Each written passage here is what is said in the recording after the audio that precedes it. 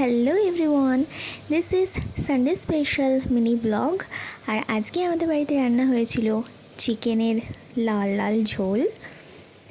Sunday করেই বেশিরভাগ আমাদের বাড়িতে চিকেন হয়, কিন্তু মাঝে মধ্যে মাছও হয়। আচ্ছা, তো এখানে আমি এখন বাচ্ছি লঙ্কার এই গোটাগুলোকে ছাড়িয়ে রাখলে পরে লঙ্কাটা অনেক দিন পর্যন্ত তাজা থাকে। আমাদের বাজারটা যেহেতু বাড়ি থেকে একটু দূরে, তাই জন্য সপ্তাহে একদিনই বাজার করা হয়। আর বাজার আনার পরে যদি সবজিগুলোকে ধুয়ে বেছে পরিষ্কারভাবে না রাখা হয়, তাহলে ঠিকঠাকভাবে সংরক্ষণ করা যায় না। এখানে আমি এতগুলো লঙ্কা ছাড়িয়েছি, আর অল্প কটা বাকি আছে, তো ঝটপট ছাড়িয়ে নিই।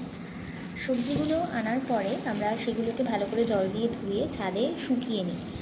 তারপরে পলিথিন ব্যাগের মধ্যে, এরকম প্যাকেটের মধ্যে প্রত্যেকটা সবজিকে আলাদা আলাদা করে ভরে ফ্রিজে রেখে দিই। এতে করে সবজিগুলোও পরিষ্কার থাকে আর অনেক দিন পর্যন্ত ভালো থাকে।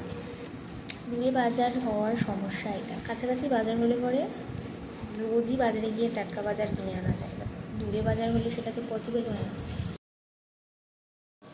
সব সবজি বাছার পরে এখন আমি আমার চুলটা বেঁধে নিচ্ছি। বিকালে আমি এরকমভাবেই চুল বেঁধে থাকি, এটা খুব কমফোর্টেবল একটা হেয়ার স্টাইল।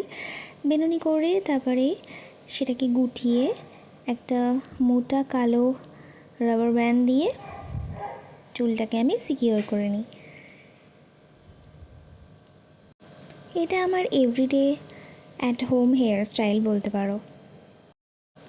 আর আজকে আমার শাশুড়ি মা এবং আমার হাজব্যান্ড মার্কেটে গিয়েছিল, কারণ সামনেই পয়লা বৈশাখ, এবং সেখান থেকে এই সুন্দর সুন্দর নাইটিগুলো কিনে এনেছে।